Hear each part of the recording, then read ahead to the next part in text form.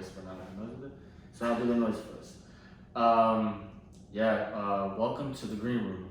This is a new segment that we have created, and today we have the Cold Knight himself, the White Knight, Mr. Cole Medina. What it do?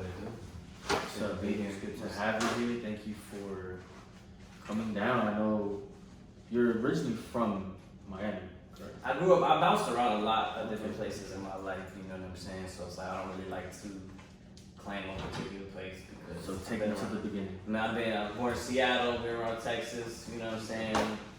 New York, Chicago, Minnesota, Miami, Wisconsin. So I've been around, you feel me? That's crazy. Yeah. We bounced around a lot when I was a kid, you know, that's just how my parents were, you know.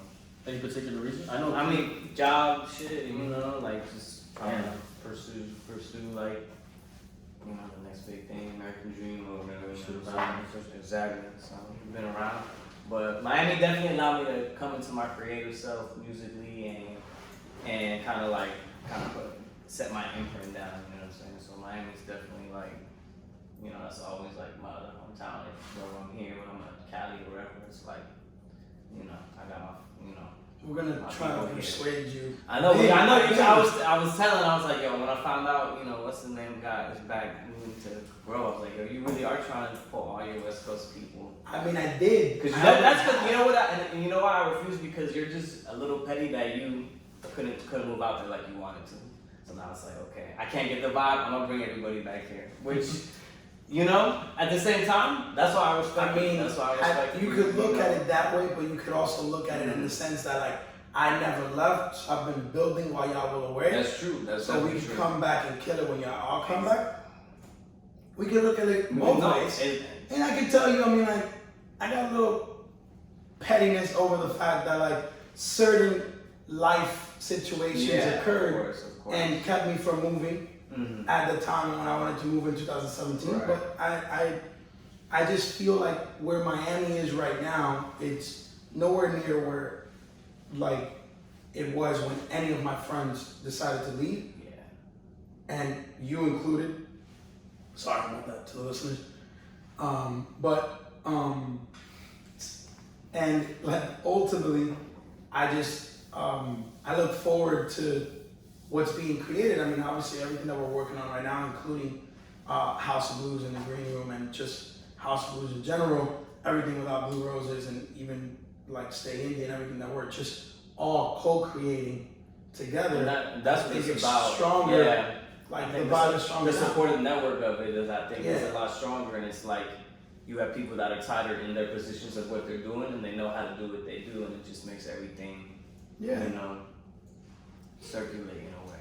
So I mean, this is something I'm gonna ask you just because I think I know, but I do not know. So it's like for sure. So how did you come up with your artist name? Like, or was it given to you? I mean, it was kind of, I'd say mix of both, because it was when I really started to make music, like for real, when I first started out, you know, I was just like going by like a nickname, whatever. I was just, you know what I'm saying, just bullshitting, trying to like. Reference to Tone Loc then? Huh? I mean, in the sense that it's like, it's hip hop, you know, so it's a respect for the fact that it's like, yo, a nod to the history of it, you know what I'm saying? It's also like, Medina's my name, so it's like, it's cool to have my name in my, you know, I always wanted to use that in my like official name. But my master really I started making music with you. It's like, yo, Cole, you should just do Cole Medina, because one, it fits your personality, like it fits your vibe, it fits the type of music that you make, and it's your name, and it's on some hip hop, you know, references. People can kind of get down with it, and so it's just kind of like, it was kind of given to me for sure. But also it's like, I thought about trying to use my name in some way, and I was like, okay, this is the one that made the most sense of where to take it. Yeah, on my way here, actually, I jumped in my truck, and that's when on the radio, and they're playing Tone Loc, fucking Cole Medina. Mm-hmm. That's crazy. And I told God, I was like, bro, if this isn't a sign from the universe, I don't know what it is. Literally sent me a voice note, and I was like, I mean, it is what it is. We're here because we need to be here. Yeah, exactly. It's a vibe. That's a vibe for sure. If you please can pass me the, that Flor de Caña that's made for men. Not just any Flor de Caña. This isn't just. The Gran Reserva. It's not your corner store. For everybody listening, we're drinking Flor de Caña Gran Reserva, which honestly you're putting me on to because I did not. I mean, it's not obviously something you can buy every day. It's not an everyday drink. Oh no, it's not everyday. It's not an everyday situation. No, so 1,000%. It's today's special. We're gonna be trying to do it correctly. So yeah, we definitely. This is an appropriate occasion for this. You know. Yeah, I mean, I'm glad we're actually doing this on location. This is the first one that we're doing like. There was a music video, we're working with the artists, and it's like we're it's like, fluid. it feels dope to like do this on location and be able to just give the listeners a different vibe. I think, honestly. Yeah, and we'll get into that. And the music video that we're shooting for, and the project in which it's part of. Yeah. So tell us about you're wearing a Nicaragua baseball jersey. Oh yeah, I am. So you repping. Tell us about that. Yeah, my grandmother immigrated here from Managua when she was like, young, was one of the first, like, well, a lot of people don't know she stopped in Miami, but then ended up in the Bay Area. Which a lot of Nicaraguans are. Yeah, that's a lot of people, like, outside of Miami, San Francisco, that's where all the Nicaragua people are, you feel me? It's like straight. That's a weird, I didn't know that. A lot of people don't, you gotta be, it's like a Nicaraguan thing, you know. If you're there, you know. I mean, obviously for Nicaraguans, it's the same thing as Dominicans, like, it's either Miami or New York. Like, exactly. And every single New York, the same. every single Dominican that comes to, like, the United States, like, makes some sort of stop in New York City, and then ends up in Miami or whatever the case may be. So, I mean, yeah, so it's just always been important to me, represent where I come from, I'm just putting it out there because he asked for a wardrobe change. No, he did. Because I made sense, because I didn't want to wear the same fit from the video, you know what I'm saying? So I was like, let me just wear a new 7. I saw you switched up the whole thing, so I was like, all right. No, he definitely. This man I can't not meet. I gotta meet you at least. Like I'm being patient. Today has been like me just again. You should have kept the same wardrobe you had on, and I appreciate you for being flexible with it. I'm leading from the back. That's how you like to do though, and that's what I appreciate. I'm letting people just run their show. It's not. I'm just here, and I'm glad to be a fly on the wall on everything. I mean, honestly, it's just. Lately, what I've been experiencing with just everyone around me, even in conversations, has just been, I'm in awe of how talented the people that surround me are. And I mean, that's either because I'm attracting it in the same way and we're vibrating on the same frequency, or I'm just meant to be a part of your story. So absolutely. But I feel like that too. I mean, I'm still mad that he took my hat. I don't know where my hat went, but like that's the only thing I'm actually mad at. But it's okay. All right, I'm supposed to rock the purple hair. We told you, that's what,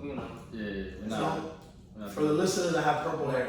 And I hope we get to use this clip from this because I have purple hair. And literally nobody's, like, if we don't use this, nobody's going to know. Yeah. So I could have been wearing my hat, but it's okay. It's all good.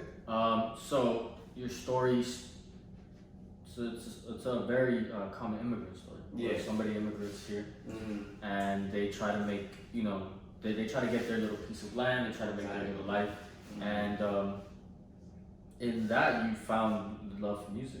Absolutely. Right. And I hear that in your music. I hear your upbringing in your music. I hear every phase of it from the beginning of getting it out the mud to the middle, and you can hear like you're already. You see yourself beyond where you're at now, as far as music-wise. Like, you can tell by the type of production you just did with your music video, which I can't wait to see. Which I'm a part of. The Right Hand Man. Yeah, play a very serious role. Play a very serious role. Super serious. IMDb credits for OG Willie James coming soon. Right Hand Man. Right Hand Man. Cold Medina video. Right Hand Man. Right Hand Man. Now, I mean, in that same lane of the question, I just wanted to know, like, because I mean, obviously we're in your. I've known you for a while, so I definitely do see your background and I can hear in your music. But I just wanted to know, out of all the creative outputs that you could have chosen, why music? I mean, I think music started out as just like a therapy thing. It's just like trying to express my thoughts. Like I started with poetry, like that's how I got into hip hop and like music. I always listened to music. I was always into music. You know what I'm saying? I wanted to be a music journalist when they first asked you like, what do you want to be? You know what I'm saying? So it's like I always felt like a journalist. I mean, I can see that music journalist. You know what I'm saying? But then it was like, you know, like Chuck D, you know, the legend is like, yo, like hip hop is like journalism for the streets. You know what I'm saying? It's like you put out exactly what's going on. So it's like for me, it was like mixing that, like I don't know, I guess that calling with, you know, the music and the creative expression that was just therapy for me. That eventually went from just being something that was like, I'm just trying to get these words out because I'm trying to express something to, well, if I put it together in a certain way, and I kind of, you know what I mean, start thinking outside of just that moment and you know, making something bigger. That's kind of when it kind of clicked, and I was like, let me just try my hand at this, you know. So I see that. I see that in you that I don't really see in a lot of other artists is how polished it is. Oh, I appreciate it. I take very much pride. I take a lot of pride in that note. Polished. It's definitely, you can tell a lot of thought went into the entendres, a lot of thought went into the metaphors, a lot of thought went into what you said. I don't know how music is like broken down into, but like let's say in your second bar, you hear it in the sixth one, like you wrap it up. Mm-hmm. You feel me? Like how it just breaks it down and the story just plays out. It's very just enjoyable. Exactly. A lot of stuff is kind of hard to digest, but your stuff is very easily readable. You know what I'm saying? Like you hear it, you hear the pain, you hear the pride. You know, like you said, you know, I'm a king and Nicoya this, and then you hear it like how it hits, and then there's certain parts of your tones. It's more like you're supposed to feel my pain. Yeah. Because of where I'm at. And now I had to feel that pain. Exactly. That's what it's to about. get to where I'm at. I'm a king, and like I love how I hear these different phases within like just one song. Yeah. And that's where I'm like, yo, this is very polished. This is not something that he wrote one. No, this is something that he thought about methodically and wrote this with intent and purpose. Mm-hmm. Absolutely. And that's how you hear it. That's how exactly. you hear it. So. And that's what I try to do with the music now, you know, as opposed to when I started, which was just that pure expression. And it's about trying to find that. It's about trying to find that place that puts it into that next level, and it's, you know, refining your craft and making it do what it do. So I appreciate you noticing that as a listener, because that's what I want to get to. That's how I absorb music. Yeah. I absorb music. I absorb it the same way, you know. So. I mean, not everybody but listens to music with that kind of ear or that kind of mentality, but that's why and that's why I appreciate he said it's also you can listen. It's easy to listen to. It's not. But to me, that's why I feel like your music is obviously you already know that I don't listen to like what's out there right now. Right. But I very selective with the hip hop that I listen to. But it's just like your music is a breath of fresh air to what's being put out right now, because it's just like. It doesn't seem like people are working on their craft when they're just putting shit out because their label's making them do it, or like, you know, trying to follow up a single, chasing hits, you know, chasing hits, chasing money. You know, it's a money grab for everything. Mm-hmm. But like when you listen to like regular, to me what's regular music, like that, it's just like people. If you're gonna be a musician or any sort of artist or like a creative in general, like you gotta be intentional about what you're doing, and like and you gotta work on your craft. You know, like one of the guests that is friends with OG, Mr. Law, shout out to Mr. Law, talked about it in an interview in one of the episodes, that just like putting in your 10,000 hours, you know what I'm saying? Absolutely. And it shows when you listen to music like yours, it shows, you know what I'm saying? Mm-hmm. Like that you're actually being intentional about what you're doing, and you're worried about, you're crafting, you're cooking up in the lab, and you're doing what you're doing, not like the majority of music that you're just like, they put that shit together in 10 minutes. Right. You know, like they got somebody to write a hook, you know, it is what it is. And like, formula. Yeah, like it is truly a formula. Mm-hmm. But you know, while we're talking about your music, what's this project? Next project? Next project. The album There we go. Nice and I'm Tropicana. gonna say it was Chuck. Yeah, the album. Hey, I'm just, I'm letting you talk. That's why I'm gonna let people know it's the album. It's gonna be entirely produced by the homie Matt Kelly, who I met actually out in the Bay Area, but he's also from South Florida, he's from Broward, you know what I'm saying? So we just kind of linked up out there through another, South Florida homie, started making music. That shit translates everywhere. And it Da-da-da. just happened, That is my favorite thing to do. real quick, and we just kind of locked in, and it started off like first we were gonna make a song, but it's like, nah, if we're gonna work, let's work on something really cohesive. And we really sat down, and like when you say that's polished, I take pride in that because this is probably the most polished body of work that I probably ever put out, because it's gonna be, it's not just another album, it's a concept album. There's like kind of some themes we're trying to explore. We're trying to give y'all some versatile, different vibrations, different types of sounds. So it's not just me making songs for the sake of making songs. Yeah. It's like every song is intentional. It's meant to serve, to move the plot line ahead. You know what I'm saying? So it's like,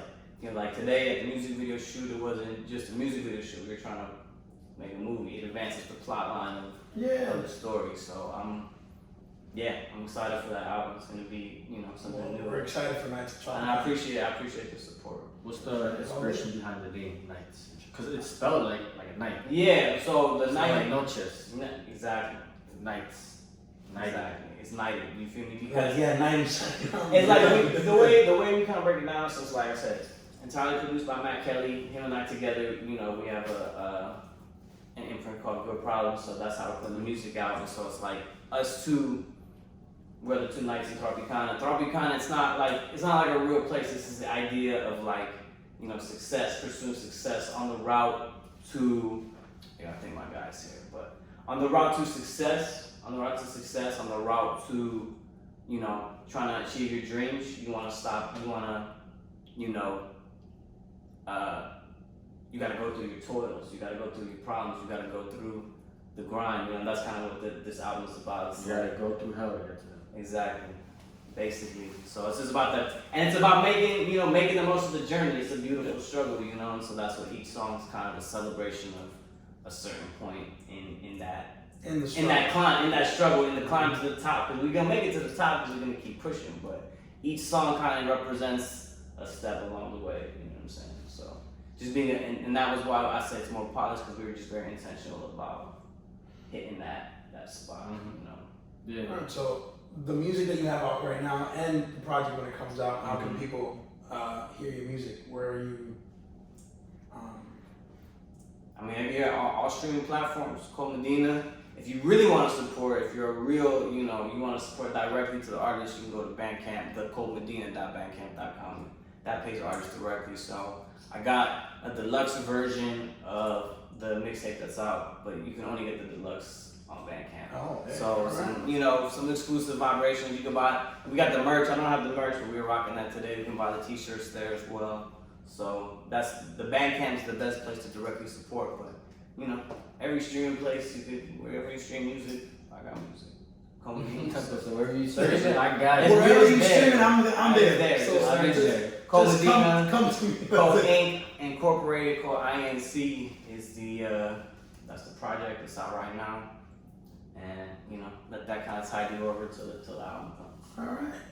And I like that you said let them tie it over to let it tie you over until the project comes. I fuck that till the album. Good art takes time. You gotta you don't want to rush. Can't rush greatness. So hey, man, ain't that the truth? That's 1000%. I'm gonna use that next time you ask me about the purple. Okay. All right. Use that. I'm gonna ask you about the purple. I'm gonna send that back to you. Camera streams. Trust the process. But because I know how you are, this is really just the most exciting question that I would wanted to ask you for me. Because it's an out there question, but I think I would like to enjoy it. I think I would enjoy your answer. If you could time travel, when and where would you go? For us, I don't really want to go too far back. You know, I probably like that's the most honest answer. I would probably want to to go like on some real on some. He's like, I ain't white, so I The can't. b-boy in me, the rapper, like you know, like you know, there's a lot of different things I'd like to be. But if I was to experience it firsthand, I think like going back to like you know 90s hip hop being kind of more in that space. You know what I'm saying? Because I draw a lot of inspiration. Like Like you said, people from like that you probably era, go you know like what I'm late saying? 80s to early 90s. Yeah, I mean, New so York. okay, so Exactly. Even the West Coast at that time too. You know what I'm saying? But just being out there and that when it was still like really pure. You know what I'm saying? When it's like so you would before want to Suge go Knight. to the you would want to go back in the 90s in the West Coast. Before No. Suge Knight. I mean, I'd probably go to New York if I was gonna be in the Mm-hmm. 90s. Real talk. That you know, Reasonable Doubt, you know, era, 96, 95, 94, like that time. Yeah. I honestly, it's just now that you mentioned the Jay-Z part, I think it'll be great to see that like in its inception, but like 90s hip hop in New York, like you know 92, 93 was pretty lit. Yeah, it was. But, That you know, whole so it's like I don't want to miss Jay-Z. exactly. I want But to. it's like, but I mean, you can talk. I mean, we're fucking talking about hypothetical. this is the most high. I'm So the you 90s. I don't. So you pick really it. could just pick anything and just experience it all. If I was like whatever. If I was like instead of like being born in the 90s, like growing up and being able to you know go to a show So- or like be involved in that scene, you know. While you're in your time travels, So we still who in the would vortex, you, we're still in who the would vortex. you sit down with if you had the chance to? Oh wow, that's a good one. I would go further back in time than the 90s. For I that. told I you would take the risk. you're a very methodical person. I would You take work the in a crash. I wanted. risk. I would take I the need to risk. do this. But if I was to go back and have a conversation with anybody, You already picked your time, so in that time frame. it has to be in that time frame. Yeah, Okay, well, okay. I can't. you See, can- I'm saying you like can I'm get another time. I want to take a risk. I'm Yeah. willing to take a risk if it's If he it's can time travel back once, then he's smart enough to have created a machine. Yeah, He wants to go. I'll put a disguise on. I'll figure it out. But I think honestly, man, it's tough because there's a lot of different things I want to do for a lot of different reasons. But honestly, I never.